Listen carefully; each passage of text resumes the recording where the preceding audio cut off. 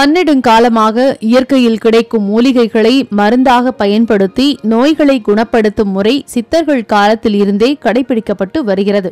சாதாரணமாக அனைத்திடங்களிலும் கிடைக்கும் தாவரங்களில் கூட நோய் தீர்க்கும் மருத்துவ குணங்கள் நிறைந்து காணப்படுவதால் மூலிகை தாவரங்கள் வளர்ப்பதில் வனத்துறையினர் ஈடுபட்டு வருகின்றனர்.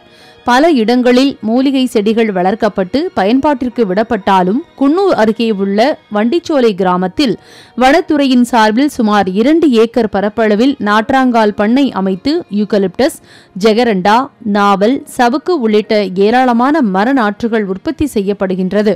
கொடிய நோய்கள் மற்றும் விஷக்கடிகளை குணப்படுத்தும் 4000த்திற்கும் மேற்பட்ட பல அரிய வகை மூலிகை நாற்றுகள் உற்பத்தி செய்து நீலகிரி வனப்பகுதியில் நடவு செய்வதற்கும் விற்பனைக்காகவும் வளர்க்கப்படுகின்றது. பாம்பு கடியை குணப்படுத்தக்கூடிய மொகேனியா நெஸ்லாண்டி, வாய்ப்புண் மற்றும் பல்வலியை குணப்படுத்தும் சென்டோரியன், மூட்டுவலி, கைகால் வலி, இரத்தக்கட்டு மற்றும் புற்றுநோய் போன்றவைகளை குணப்படுத்தும் கல்தேரியன் போன்ற பல்வேறு மூலிகை தாவரங்கள் உற்பத்தி செய்யப்படுவதால் பள்ளி, கல்லூரி மாணவ மாணவிகளுக்கும் இந்த மூலிகை நாற்று பண்ணை பயனுள்ளதாக அமைந்துள்ளது என்றும், குன்னூர் சிம்ஸ் பார்க்கிற்கு வரும் சுற்றுலா பயணிகள் இந்த மூலிகை நாற்று பண்ணையை காண வண்டிச்சோலைக்கும் வந்து வாங்கி செல்கின்றனர். சுற்றி பார்க்கறதுக்காக சுற்றுலாக்காக நான் வந்தேன். எங்கள் ஃப்ரெண்ட்ஸ் எல்லாம் வந்தாங்க. இங்கே குன்னூர் பக்கத்தில் சிம்ஸ் பார்க்கு வந்திருந்தோம். இங்கே பக்கத்தில் வண்டிச்சோலைங்கிற கிராமத்தில் இந்த மாதிரி அரசு நர்சரி பிளான்ட் வச்சு பண்ணிகிட்டு இருக்கிறாங்க.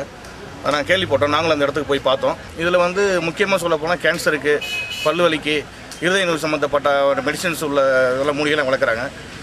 அதே போல் இதை +1 +2 படிக்கக்கூடிய பசங்க, டிகிரி படிக்கக்கூடிய பசங்க, அவங்களோட சப்ஜெக்ட்டுக்கு ப்ராக்டிக்கல் தேவையானது இங்கேருந்து எடுத்து போய் பயன்படுத்துகிறாங்க.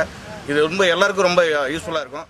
அழிந்து வரும் அரிய தாவரங்களை விருத்தி செய்யும் விதமாக அமைந்துள்ள இந்த மூலிகை பண்ணையை பார்வையிட மட்டும் செல்லாமல் மூலிகை தாவரங்களை வாங்கி வளர்த்து பயன்பெறுவோம். லோட்டஸ் செய்திகளுக்காக குன்னூரில் இருந்து நடேஷ் மற்றும் நாகேஸ்வரி சவுந்தரராஜன்.